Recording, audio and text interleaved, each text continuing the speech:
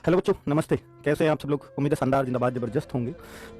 बच्चों, जब जब कोई वैकेंसी बड़ी आती है तो हम सबको एक उम्मीद होती है कि इसमें शायद मेरा सिलेक्शन हो जाएगा और इसमें हो जाएगा। तो हम हर उम्मीद से आते हैं और फिर हम कभी फाइनल मेरिट में रह जाते हैं, कभी कहीं रह जाते हैं। तो फिर वो उम्मीद टूटती है, फिर हमें एक नई उम्मीद दिखती है, हम फिर दोबारा फॉर्म भरते हैं, हम फिर से उठ खड़े होते हैं।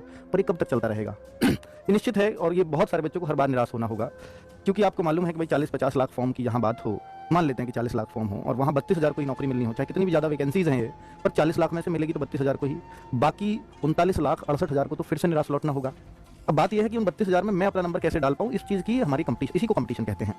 और जब भी ऐसी वैकेंसीज आई हैं, मैं हर बार एक निष्पक्ष रूप से एक वीडियो लेकर के आता हूं कि जिसमें मैं आपको बता पाऊं कि किसकी तैयारी आपको किस तरह से करनी चाहिए, क्या स्ट्रेटजी होनी चाहिए। ये मैं कर रहा हूं 2018 की भर्ती जब 41,520, 49,568, उससे लगातार बच्चों को गाइड करते हुए आया हूं।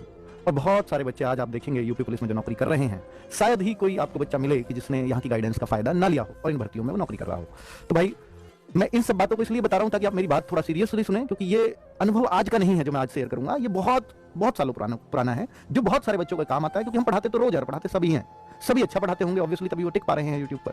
बस बात यह है कि किस बच्चे का कौन सा पॉइंट वीक है और कौन सी बात उसको हिट कर जाए और वो अपने आप को उठा करके ले जाए वहां से। बच्चे खुद ही आपको अपने उत्थान के लिए काम करना होगा। हम आपको गाइड करेंगे, आपके जैसे 40 लाख बच्चों को गाइड करेंगे, लेकिन ये गाइडेंस आपके काम आए, इस पर सिर्फ आपको काम करना होगा, क्योंकि हम आपको पर्सनली आकर के नहीं बता सकते कि आप। तो अभी हमारे पास, हम मान लें कि भाई 4-5 महीने का समय आराम से मिल जाएगा, तो अब हम हर सब्जेक्ट वाइज अपनी स्ट्रेटजीज अगर डिस्कस करें तो मेरे भाई, मैथ्स यहां पर अगर मैं बोलूं तो 18 से 20 ही क्वेश्चन आते हैं बस।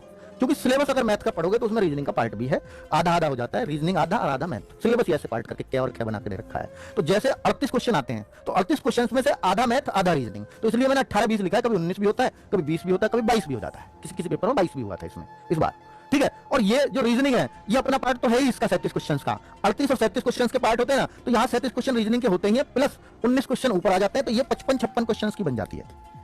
इस तरह का यूपी पुलिस का कुछ सिलेबस है। और ये आपको मालूम है कि 38 क्वेश्चन इसमें आएंगे और इसमें 37 क्वेश्चन आएंगे, ये क्लियर है। तो अगर हम मैथ्स को देखें तो इसका वेटेज काफी कम है, और जो हम मुश्किल क्वेश्चनों पे जाएं तो मुश्किल से इन 20 में से वो 2-3 प्रश्न मिलते हैं, इससे ज्यादा नहीं मिलते। हम अगर मैथ्स को ये सोचें कि हम इन 18-20 क्वेश्चन को किनारे ही कर दें और बाकी 3 से स्कोर कर लें, तो वो संभव नहीं है सिलेक्शन होना, क्योंकि अब 240-245 की बात होगी। तो मेरे भाई, मैथ्स और रीजनिंग जिन बच्चों के अच्छे नेगेटिव मार्किंग उनके लिए हमेशा बुरी है, याद रखना इस बात को।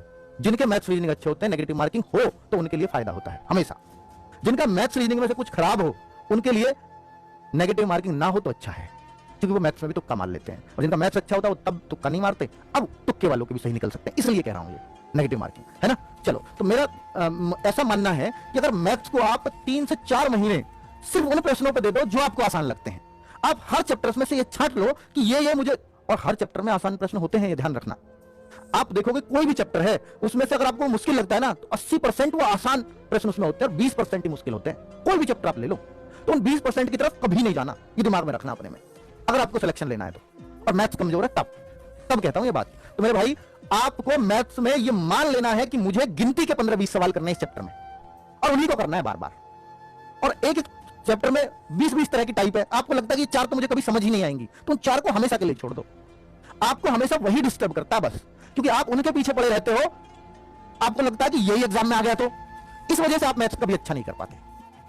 इस चीज को दिमाग से निकाल दो कि ये एग्जाम में आ गया, तो वो आएगा ही नहीं। आपको ये मानना है अगर मैथ्स अच्छा करना है तो, कि मान लो मैंने प्रॉफिट लॉस चैप्टर लिया, प्रॉफिट लॉस में से 20 टाइप के सवाल हैं और ये मुझे 4 टाइप बिल्कुल समझ नहीं आती, तो मैं ये मानूंगा कि ये 4 टाइप एग्जाम में आएंगी ही नहीं, तो मैं अपना मैथ्स स्ट्रॉन्ग कर पाऊंगा।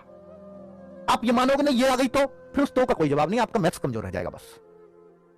और अगर आपने 20 में से 16 टाइप कर ली, मान लो, और 16 आसान होंगी, 80% उसमें आती है, वो 16 100% आसान मिलेंगी। अगर आप समझने की कोशिश करोगे तो एक बार में समझ जाओगे।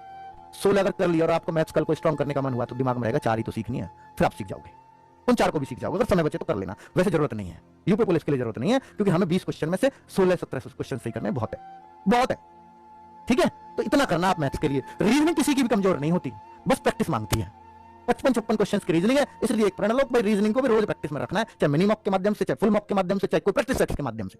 कोई भी प्रैक्टिस सेट्स मार्केट में मिले, सब अच्छे होते हैं। रीजनिंग जहां मिले तुरंत लग जाओ उससे मतलब लड़ना है साथ के साथ। जीएस सबसे बड़ा कंसर्न है ये बच्चों का, सबसे अच्छा किसमें मानता बच्चा? इन दोनों सब्जेक्ट्स में। रीजनिंग हिंदी की टेंशन नहीं है, किसी को मैथ्स की टेंशन है, किसी को जीएस की टेंशन है। मैथ्स की थोड़ी सी कम इसलिए भी ले लेता है कि वहां 20 नंबर का है, पर 20 में से 15 सबको सही करने हैं, तभी सिलेक्शन होगा। अगर कोई ये सोचता है कि मैथ्स में 5-6 क्वेश्चन तुक्का से सही करके मेरा सिलेक्शन हो जाएगा, कभी नहीं होगा, कभी नहीं हो सकता। क्योंकि आपका पेपर फिर 260 का रह गया। अब 260 में से 250 कैसे करोगे मुझे बता दो। जीएस भी इसमें हो ही नहीं सकते, बताओ कैसे सेलेक्ट होगे।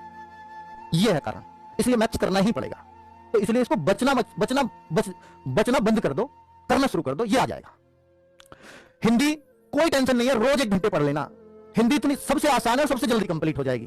कोई एक प्लेलिस्ट फॉलो कर लेना, और जिसने बहुत डिटेल में पढ़ा ना उसकी बिल्कुल मत पढ़ना। हिंदी की जरूरत ही नहीं है कभी डिटेल में पढ़ने की यूपी पुलिस के लिए। उठाओ कांस्टेबल के पेपर 60,000 का उठा लो, 49,000 का उठा लो, या मैं कहूं कि वो 41,000 का उठा लो, जितने भी पेपर हुए सब उठा लो। कुछ भी गहराई से नहीं पूछा गया, कुछ भी।